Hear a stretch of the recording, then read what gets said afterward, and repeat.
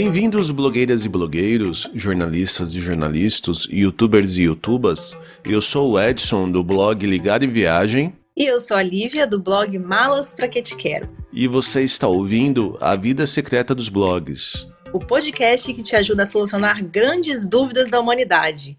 De onde viemos? Para onde vamos? Será que lá tem backup automático? Bem-vindos de volta ao nosso podcast quinzenal. Para quem ainda não segue a gente, já vou deixar o recado logo no início do papo. Nós estamos em todos os agregadores de podcasts do Android e iOS, e também no Deezer, Spotify e até no YouTube. A cada 15 dias, nós discutiremos temas importantes relacionados à criação e manutenção dos blogs, incluindo aspectos técnicos, redes sociais, passado, presente e futuro.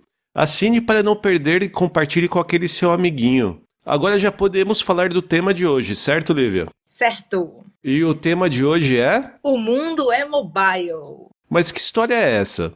Então, a questão é a seguinte: enquanto o pessoal se divide aí entre aqueles que não encontraram evidências que refutem a teoria da Terra plana e os que não têm provas de que a Terra é redonda, mas têm convicção, a gente vai falar do que a gente tem provas. O mundo é mobile. E essa é uma teoria sem discussão. Os estudos mostram, e a prática pode facilmente comprovar, que hoje as pessoas passam mais tempo online usando seus dispositivos móveis do que os seus computadores, né? É verdade. Segundo os dados que a gente levantou, a cada 3 minutos que uma pessoa normal passa online, em 2 deles ela está conectada através de um celular. E daí eu fiquei até curioso. Você que trabalha com muitos sites, Lívia, como você sente isso na prática? Isso se traduz também nos blogs? Sim, senhor, bastante, inclusive. Eu acho que já faz mais de um ano que eu não me deparo com um site que tenha mais tráfego via desktop do que via mobile.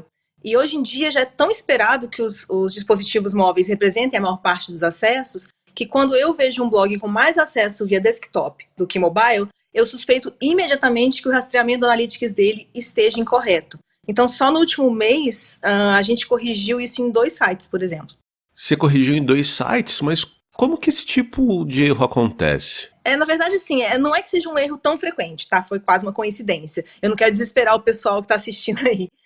Mas, apesar de incomum, assim, essa é uma dica simples que dá para dar, né? Se o seu Analytics apresenta um volume maior de acessos vindos de desktop, dê uma conferida se os acessos de dispositivos móveis estão sendo rastreados. Então, como você faz isso?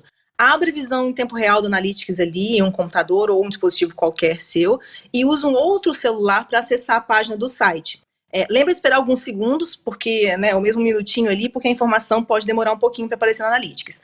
Mas se você ficar alguns minutos na página, clicar em outros links, mudar de post e nada aparecer no tempo real do seu Analytics, tem grandes chances de alguma porção dos seus acessos não estar sendo registrada. Uma ocorrência comum que ocasiona esse tipo de inconsistência é a ausência ou erro, né, no código Analytics inserido no plugin de AMP. Mas pode ter outras causas também. Então, como eu falei, não é algo que acontece todo dia.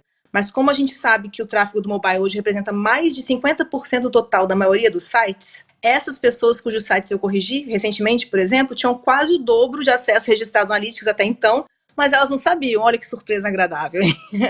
Então, se hoje o meu site está apresentando, né, os Analytics do meu site está apresentando menos que 50% de acesso via mobile, eu tenho que prestar atenção e revisar alguma coisa. Essa é a primeira dica.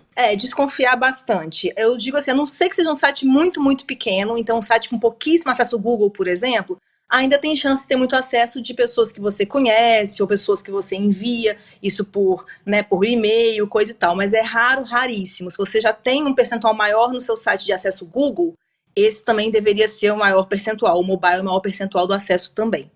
Tá, e finalizando a introdução sobre a força dos dispositivos móveis neste mundo online, e já tendo como ponto de partida todas essas evidências numéricas que a gente conversou, fica mais do que claro que o nosso foco deve ser criar um conteúdo adaptado para esse ambiente mobile, correto? Exatamente. Avançando até nesse raciocínio aí, a gente tem que lembrar que o smartphone normalmente não chega no seu blog sozinho, né? Eles são smart, mas nem tanto. Então, o acesso mobile, ele tem um usuário envolvido e o comportamento desse usuário precisa estar no centro das decisões a respeito do nosso site. E esse comportamento é distinto daquele feito no computador, né? Seja devido às ocasiões de uso, em que o dispositivo móvel é preferido em relação ao desktop, seja pelas próprias condições técnicas que o dispositivo oferece.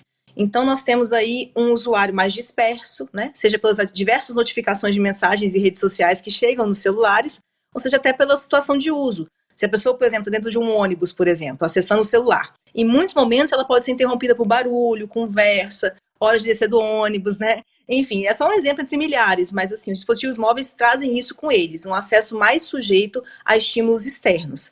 E além disso, como eu falei agora há pouco, este é um usuário impactado pelas características do celular, como o tamanho de tela, a velocidade de processamento do aparelho dele, a ausência de banda larga em vários momentos, né, e entre outras. Então, essas condições de uso deveriam estar na nossa cabeça o tempo todo, se a gente quiser um bom desempenho junto à audiência atual.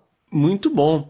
E para ajudar no desempenho do seu blog, nesse mundo dominado pelos dispositivos móveis e seus usuários, nós separamos 10 dicas de sobrevivência.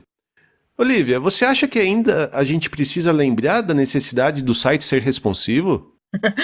Pois é, né? Tipo, 2019 a gente ainda está precisando falar de site responsivo? Eu acho que não. Eu acho que todo mundo já sabe que tem que ter um site adaptado para os dispositivos móveis. Acho que o que nós vamos fazer aqui é dizer que não basta só isso, né? Muitos sites fizeram apenas um layout diferente, mais simplificado para o mobile, com menu adaptado. Mas e o resto, né? Tem muito mais coisa que precisa ser feita para ter um site de fato adaptado para o usuário mobile. Exatamente. E vamos lá. Dica número 1. Escreva pensando no mobile. A gente já começou com uma das dicas mais importantes, mas também uma das menos praticadas, na minha opinião.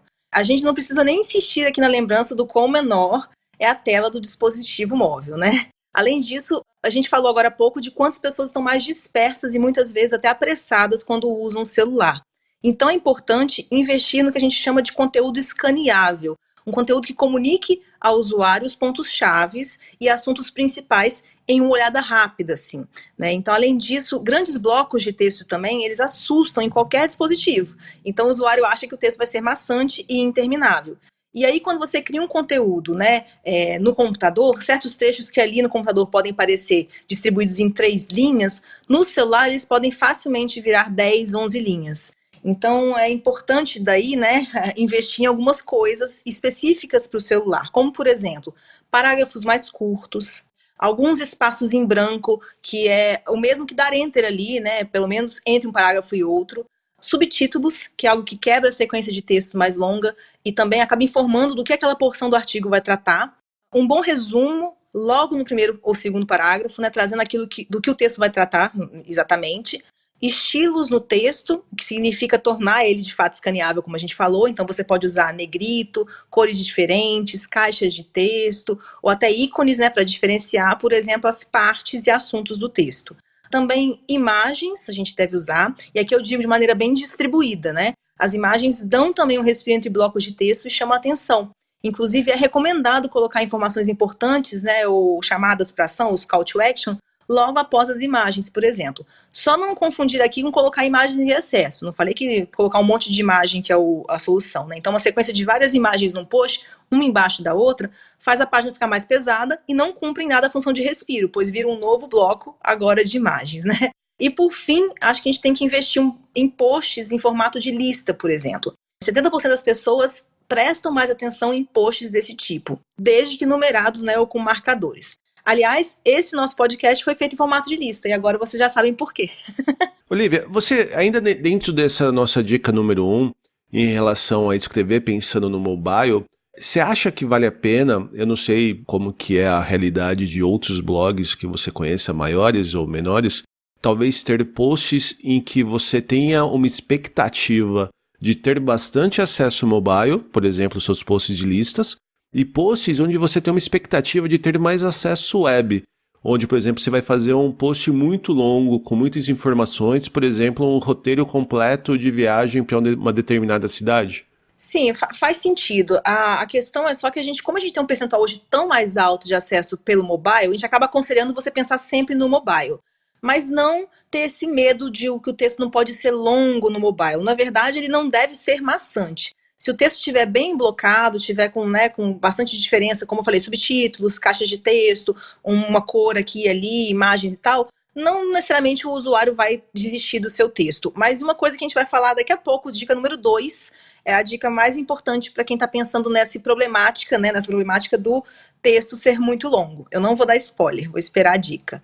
Então, dica número 2. Insira muitos links internos dentro do conteúdo dos posts. Por que isso é importante? Especificamente para mobile, Olivia? Então, aí acho que a importância de divulgar outros posts do blog, mesmo dos links internos, já é bem clara para a maioria dos blogueiros, né? Mas o que eu percebo é que muitos não se atentam a como isso se apresenta nos dispositivos móveis. Então, a versão mobile dos sites não tem barra lateral, por exemplo.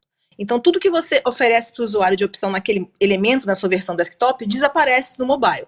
Então, no mobile, o usuário está restrito ao que você elegeu como conteúdo dentro do post.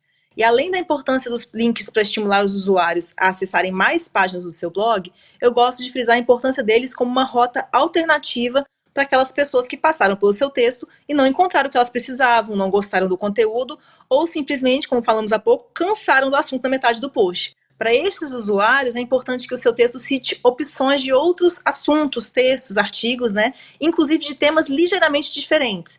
E é recomendado que você insira essas opções em diversas partes do texto, incluindo no início do texto, né? Por volta do 3º ou 4º parágrafo, por exemplo. Então vamos fazer agora um link interno ou externo para a dica número 3. Atenção ao conteúdo que aparece logo que a página é carregada. Aquilo que será o primeiro contato do usuário com a sua página. Isso é importante sim, mas eu gosto de comentar com cautela essa dica para não ser confundida com algo que já é meio ultrapassado, que é o tal do conteúdo visível acima da dobra. E quando a gente fala dobra, a gente quer dizer antes da primeira rolagem de tela. É que antigamente isso era a dobra do jornal, né? Na verdade. Mas então, esse é um conceito já relativamente antigo, que vem da mídia impressa, como eu falei, e foi trazida para o mundo online lá nos primeiros websites que existiram, né? Então, em tempos de internet lentíssima, era mesmo muito importante carregar na primeira tela ali o conteúdo mais importante do site, passar a mensagem logo, não perder a atenção do usuário, no caso. Mas é verdade que as tecnologias evoluíram muito e também o nosso comportamento diante delas. Então, hoje, já não consideramos, né, mais tão essencial o conteúdo principal, o call to action mesmo, está no topo da página, pelo menos não como era antigamente. O carregamento das páginas é mais rápido hoje, as pessoas se acostumaram a rolar minimamente a tela para entender do que um site trata, e no celular esse movimento então de rolagem é muito intuitivo, né? E muitos estudos mostram também que o foco de atenção dos usuários no celular é mais distribuído, ao contrário do desktop, em que ele ainda se mantém no topo esquerdo da página. Mas apesar de ter caído essa obrigação de mostrar todo o conteúdo importante ainda na primeira tela, existe o perigo da gente esquecer, né, fazer o oposto, esquecer de um fator importantíssimo que ainda é atual. As pessoas julgam sim o livro, né, o site ali pela capa. Então estima-se que o usuário leva 5 centésimos de segundo para formar uma opinião sobre aquilo que ele está vendo. Então o que a gente mais vê hoje entre os blogs é uma primeira tela com logomarcas muito grandes, banners de anúncios aleatórios, né? E às vezes nenhum conteúdo ainda. Então, o seu conteúdo mais importante, ele pode até estar 1 ou 2 telas abaixo, mas é importante que, ao chegar no seu site, o usuário goste do visual, ele não ache que é um site de propagandas e que enxergue pelo menos o título do seu texto. Enfim, algumas coisas que a gente deve pensar nesse caso. Por isso, eu recomendo que cada um faça essa análise crítica do próprio blog, né? Veja se seu conteúdo aparece pelo menos na segunda tela, se esforça para o título ali aparecer já na primeira, né? Nessa ideia. Vê se tem elementos de imagem, como logomarca, fotos, etc. E certifique-se que eles são bonitos e relevantes, né? Não importa, não adianta ter um elemento lá e ser grande demais e não trazer nenhuma informação a mais. E ficar atento a vários banners de publicidades seguidos logo no início do texto. Então, é uma coisa que a gente ainda tem que estar mais atento e lembrar de olhar o celular quando a gente publica. Eu acho que isso aí remete ao nosso primeiro episódio, ao nosso primeiro podcast, onde a gente comenta que por muitas vezes o blogueiro trabalhar sozinho, a gente precisa também trocar o chapéu, né? Você tirar o chapéu de blogueiro, colocar o chapéu de leitor e nós mesmos com essa visão mais crítica de leitura, ver se o post que a gente escreveu realmente funciona. Com certeza, tem que sempre estar passando por essas duas visões, vamos dizer assim, e acho que é uma dificuldade mesmo, não estamos acusando os outros, estamos falando que todos nós temos essa dificuldade. É difícil produzir o conteúdo, editar o seu conteúdo, revisar o seu conteúdo e ainda tentar entendê-lo de fora. mas é importante. Então, a minha dica é sempre dar essa conferida depois no celular, para o assunto que a gente está falando agora, mas também, por que não, você voltar nos seus textos em alguns momentos. Volta uma semana depois, você vai editar muito mais coisas do que no primeiro dia. Você começa a ver que as coisas são desimportantes e estão meio repetitivas, né? E nem se fala a parte de você voltar nos textos e otimizá-los com o SEO, por exemplo, quando você percebe que não deu certo alguma coisa, que é o que a gente falou também no nosso episódio 3. Fazendo uma referência a um outro episódio que fez bastante sucesso, vamos para a quarta dica. Cuide da velocidade do site, ou page speed. Isso aí, a gente comentou rapidamente lá no nosso episódio 2, né? O próprio Google fala que 53% dos usuários abandonam uma página se ele demora mais de 3 segundos para carregar. Isso no mobile, imagina, né? E além disso, 39% dos usuários abandonam um site cujas imagens não carregam ou demoram a carregar. E aí, só um parênteses, né? Cuidado para não confundir isso com o chamado lazy load, né? A gente está falando aqui daquelas imagens bem pesadas mesmo, especialmente no topo do artigo, que faz o usuário pensar que o site está lento como um todo. Como a gente fez um episódio inteirinho sobre page speed, né, eu vou deixar essa dica para quem quiser ideias do que fazer diante dessa questão, que eles ouçam lá e se inscrevam no podcast para receber os próximos episódios também. Pronto, aproveitei para fazer o jabá total. É isso aí. Ataque de oportunidade. E já que você comentou de imagem, vamos para a próxima dica, que é fuja dos carrosséis de imagem. E essa eu quero saber também o porquê. Já que hoje esse recurso ele é muito utilizado, ainda mais em mobile. Você vê bastante tanto app ou mesmo sites, onde você vê a rolagem de foto como um recurso bastante utilizado. Em que ele é prejudicial? Você fez uma pergunta, é bom você fazer a pergunta de maneira complexa para a gente não responder pela metade. Então, assim, a gente está falando aqui realmente de sites, né, e de mobile. Então, se a gente for falar de aplicativos, a gente vai ter aplicativos, ele tem um funcionamento diferente. E aí o usuário, ele aprende a usar cada aplicativo. E no site é um pouco diferente isso. O usuário entra querendo informação rápida e entendendo que o site vai funcionar como todos os demais sites, rolando para baixo. E aí a gente entra no problema do carrossel para o site mobile, tá? Então, esses carrosséis que a gente já está falando aqui, os nomes, mas algumas pessoas podem conhecer isso como sliders, né? Alguns temas chamam assim, ou galerias dinâmicas também é um outro nome. E, historicamente, esse recurso ele tem um volume baixo de interação, especialmente cliques, tá? Neles. Existe mais de um estudo mostrando números na casa de 1% de interação com as imagens e links que não estão na primeira posição do carrossel. Então, no final, funciona só a primeira, né? Como se fosse uma foto qualquer. E isso acontece por alguns motivos, tá? Um deles é algo que a gente chama de cegueira dos anúncios. O usuário de internet hoje ele está completamente familiarizado com a quantidade de anúncios que existe no mundo online. Então, ao primeiro sinal de qualquer coisa que pareça um anúncio, o usuário passa direto por essa informação. E esse é o caso das grandes imagens de topo do site. Esse usuário não vai nunca interagir com o seu carrossel, por exemplo.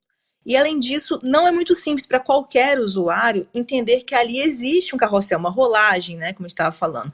A maioria deles tem um layout muito discreto nessa rolagem. E aí, mas alguém que está ouvindo a gente, né, pode pensar, poxa, meu carrossel tem rolagem automática e não depende da pessoa clicar em nada ali, né? Pois nesse caso você tem mais vários outros problemas. O primeiro é que essa rolagem automática é considerada um problema sério de acessibilidade. As pessoas que leem mais vagarosamente ou que dependem de softwares de leitura, elas não conseguem chegar ao fim do texto antes que a imagem mude. Em segundo lugar, a rolagem automática é considerada um problema sério na área de design de interface focado no usuário também. E isso acontece porque uma das regras mais importantes deste campo é deixar o usuário no controle. E, sabidamente, as pessoas não gostam de coisas que se movimentam sozinhas sem elas terem solicitado, vamos dizer assim, ou acabado de ver o conteúdo anterior, né? E outro fator também que contribui para o baixo desempenho desse recurso está justamente no mobile. O movimento automático do usuário do mobile já é rolar a tela para baixo. Ele nem se dá o tempo, né, de perceber que ali tem um carrossel e ele já rolou a tela para baixo. Então, no momento que a sua rolagem automática deveria passar para a segunda imagem, o usuário já está lá na terceira, quarta, quinta tela do seu site. E nisso você perdeu a chance de mostrar para ele 4 ou 5 posts que você tinha colocado ali. E o próprio fato desse recurso, né, exigir um acesso sequencial, ele é um tanto, assim, contraprodutivo, na minha opinião, né? A pessoa precisa passar vagarosamente por todos os itens para chegar no último. Então, grande parte do seu conteúdo fica ali perdido, enquanto ele podia estar, né, um embaixo do outro e serem todos vistos. E ainda que alguém me fale também, né? Mas meu site mostra novamente, né, meus posts mais abaixo. Então, eu não perco essa oportunidade deles serem vistos, né? Porque tem sites que os slides, né, e o do carrossel se repetem, assim, são posts destacados, mas se repetem depois na homepage lá embaixo. E aí eu vou te responder, ok, mas então você instalou o carrossel só para ter um site mais lento mesmo, né? Foi uma opção consciente? Porque no final das contas é isso que acontece, é um recurso que tem pouca interação, mas interfere bastante na performance da página. Então não é um inconveniente que se paga com acessos, por exemplo. E isso sem falar que muitos carrosséis não funcionam corretamente nos dispositivos móveis. E aqui, só lembrando, né, para fechar, que a gente está falando de dispositivos móveis, né? Se você acha o carrossel muito importante para o seu tipo de conteúdo e sabe construir sites ou tem um profissional que pode fazer isso por você, ainda existe a opção de você usar esse recurso apenas na versão desktop do seu site. E daí, no mobile, essas imagens ou itens podem ser apresentadas um abaixo do outro, assim, sem carrossel. Aliás, esse é o caso do nosso site atual do podcast, né? Eu achei bom falar isso, né? Vai que alguém tá ouvindo aqui, corre lá no site, volta aqui para comentar comigo, né? Tipo, miga, sua louca, seu site tem carrossel. Mas vocês vão reparar que a versão mobile dele não tem, tá? Tá, e eu acho que vale a pena também dizer que quando a gente está falando de carrossel de imagem, a gente não está falando só de carrossel de imagens de um post, né? A gente está falando de carrossel também de indicação de outros posts, né? Aquele carrossel que fica na página principal do blog indicando posts em destaque, certo? Exato. Então, assim, o que eu acho mais importante é saber que o carrossel tem esse nível de interação. Nenhum, né? Então, se a pessoa coloca isso na homepage dela, vai ser todos os usuários quase vão ser impactados por aquilo, a performance dela vai ser impactada e ela não vai ter a interação que ela espera. Agora, se a gente está falando de dentro do post, eu continuo dizendo, vai ter pouca interação. Mas aí é só um post que pode estar mais lento que os outros posts do site. Ela pode ter um motivo por aquele post ser um post de fotografia, por exemplo. Então aí vai diminuindo a importância dessa decisão. Então ela sabendo de como é que ele se comporta, ela pode tomar decisões. Mas a nossa indicação aqui é ficar muito atento à homepage, porque isso pode ser um impacto maior no site, né? E evoluindo um pouco mais essa discussão em que a gente está tomando decisões para a homepage, está tomando decisões para posts, vamos para a dica número 6. Reflita e adapte o layout para o mobile. A gente trouxe essa dica aqui pensando só que você não pode parar nos nossos pontos que a gente está levantando. A gente está levantando alguns pontos que são frequentemente problemas, mas você tem que olhar o seu site como um todo e pensar sempre no layout dele, agora e no futuro, para o mobile. Então, assim como a gente falou agora há pouco dos carrosséis, tem muitos outros exemplos do quanto o costume de tomar decisões a respeito do blog, levando em conta puramente a estética, é um dos grandes problemas da comunidade blogueira hoje. Então, essa epidemia aí dos page speeds sofríveis que a gente tem visto, né, dos blogs, ela se deve em grande parte a temas pesados, né, com esses sliders, com menus complexos, menus com fotos e tudo mais. Inclusive, eu posso até dar um exemplo, um caso real que aconteceu recentemente comigo. A gente quis, né, aconselhar uma cliente a remover umas imagens que o tema do site dela apresentava quando o usuário passava o mouse no menu, bem ao lado de alguns nomes de categorias. E as imagens impactavam bastante na velocidade de carregamento da página. Mas para a gente recomendar a remoção, a gente precisava ter certeza, né, claro, de que aquilo não tinha impacto no resultado de cliques, ou seja, no CTR daqueles links. Então a gente foi analisar o Analytics do site para descobrir quantas pessoas de fato clicavam naquelas categorias com imagens. E esse era um site com mais de 200 mil page views mensais. Nós descobrimos que as categorias com imagem tinham pouquíssimos cliques, chegando algumas a 10 acessos mensais. Então a gente não pode nem afirmar, inclusive, né, que esses acessos que tinham, os poucos que tinham, se davam por conta de ter uma imagem ali ou não. Então, ou seja, o impacto dessas imagens pesando no site não se pagava, não tinha ninguém vendo aquele conteúdo, até porque eram imagens ocultas que só apareciam no hover do mouse ali, e elas pouco convertiam.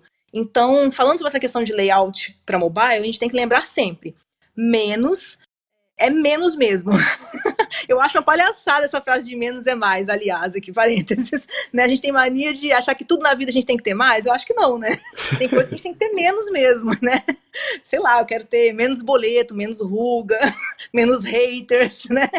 Então, nesse caso, né, da complexidade e das funcionalidades inúteis de um layout, nesse caso, o menos é ótimo. Fica a dica. 7ª dica. Cuidado com os menus muito longos e com muitos itens. Essa dica é bem simples, bem direto ao ponto, assim, né? Os menus muito longos, eles já são uma pequena dor de cabeça no desktop mesmo. Imagina no mobile. Os usuários não têm paciência de percorrer todo ele, né? Então, a nossa dica é tentar resumir e agrupar os temas e não alongar demais o seu menu. Além disso, existem pesquisas com usuários, né, presentes, assim, mostrando que também os nomes de categorias muito longos fazem eles perderem o interesse pelo assunto e, portanto, você perde o clique. Então, ver as duas coisas. Não ter menus nem com textos longos demais, né, que ocupem espaço demais, vamos dizer assim, horizontalmente, nem verticalmente, né? Menus que tem tantas opções que a pessoa tem que fazer rolar bastante a tela, ou alguns nem conseguem se adaptar ao celular, é difícil até de você conseguir acessar. Então, dá para reduzir o menu com certeza. As pessoas querem acessar as coisas de maneira bem mais focada e grupada, e a gente, como produtor de conteúdo, novamente, como a gente falou, a gente acaba olhando de outro lado. A gente quer deixar tudo muito específico, muito claro, e isso faz o usuário achar que é muito e desistir do nosso menu. Já a próxima dica é algo que não pode ser tão pequeno assim, que é a fonte. Isso. Eu sei que isso é algo bastante importante, ainda mais se a gente está pensando numa audiência mais velha e, como você já comentou em outro item, nessa questão de acessibilidade. Mas você acha mesmo que é um problema para todos os tipos de blogs, independente do público-alvo, o uso da fonte? Essa é uma ótima dúvida, sabia? Porque eu acho que a gente tende a pensar assim, né? Que é um problema de quem tem mais idade, de quem já está com problema de visão, algo assim. A fonte pequena é uma reclamação de quem é mais velho. E não é o que acontece de verdade. Tem um estudo feito com adolescentes, inclusive, que mostrou que eles reclamam de fontes pequenas ou ilegíveis tanto quanto os adultos. E o que a gente percebe é que, apesar dessa faixa etária mais jovem não ter os problemas de visão que chegam com mais idade, né, como eu falei, eles têm uma pressa e facilidade de extração também deles é muito grande. Então, as fontes pequenas, elas exigem muito mais concentração, além de fazer esse usuário passar muito mais tempo numa mesma tela. Então, a conclusão disso é que não tem mais desculpa para o uso de fontes pequenas. Não quero ouvir ninguém aí com esse papinho de é que eu sou jovem, né? Primeiro que jovem não fala jovem com X, né? E segundo que os jovens não vão te ler. Então, fontes pequenas, elas são um problema também no mobile. Não tem nenhuma... Não dá para te defender, sabe, amigo? Não dá para usar mesmo. E a nossa penúltima dica, ela está muito relacionada com uma das características de usar mobile, que é você, e nesse mundo que a gente vive hoje de WhatsApp, Twitter, etc., que é você facilitar o compartilhamento. É uma característica, e se a gente pensar bem, é uma das grandes vantagens de ter o seu conteúdo acessível via os dispositivos móveis, né? É a facilidade ali que eles te dão para, a partir daquele local ali, o seu texto sai direto para um inbox de algum amigo do usuário, por exemplo. Então, os usuários do mobile, eles compartilham muito, né? E tem gente perdendo essa oportunidade.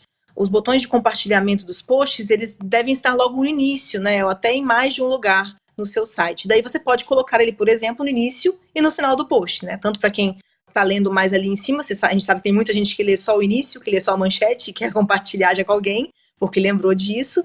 E tem gente que, quando chega ao final do texto, gosta e quer compartilhar com alguém. Então, para esse caso, e só lembrando de que é legal ter mais de um ponto e ter bem no topo do seu post, sim, essas opções de compartilhamento por redes sociais, por mensageiros instantâneos e tudo mais.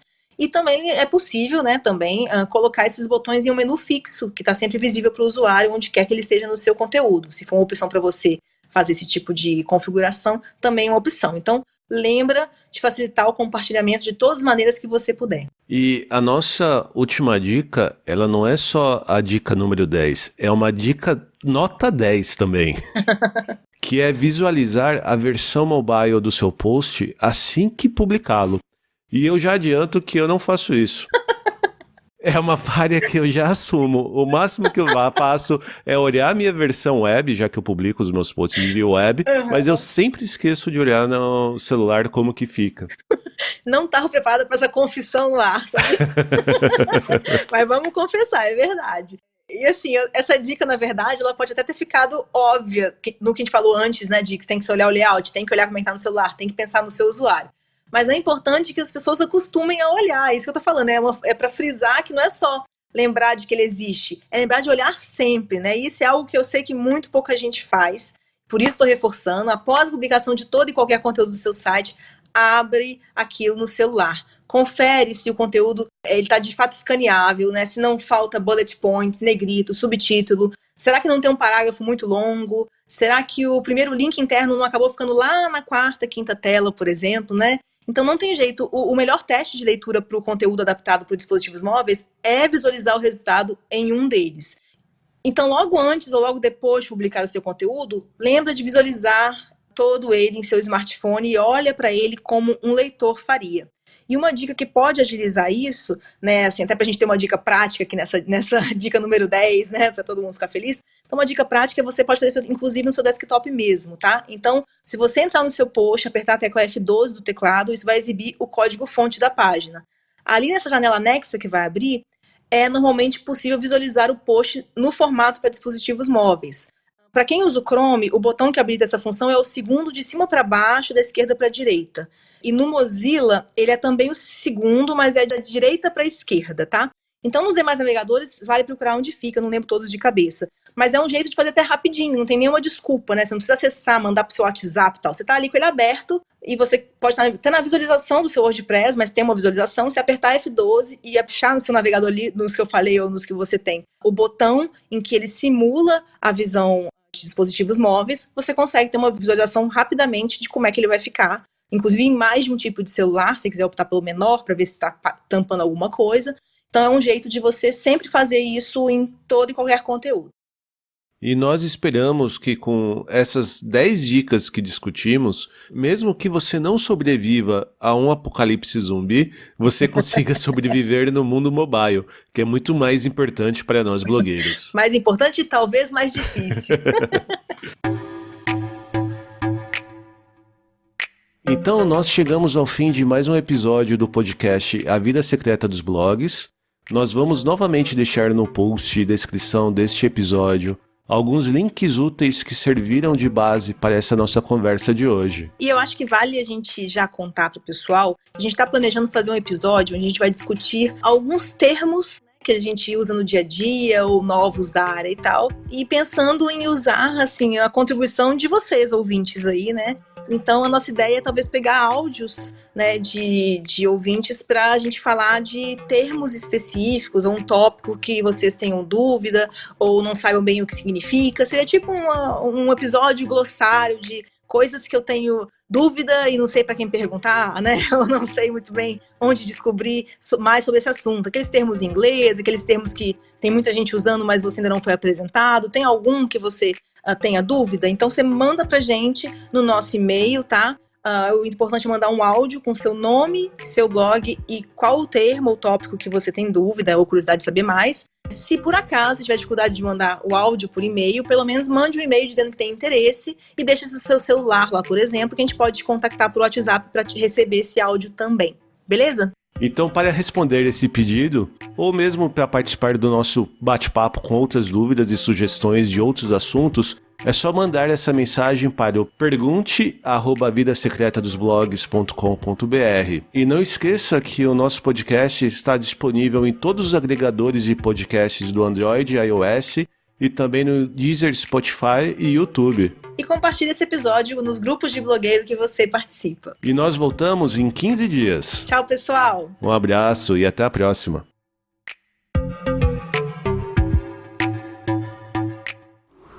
Free your mind.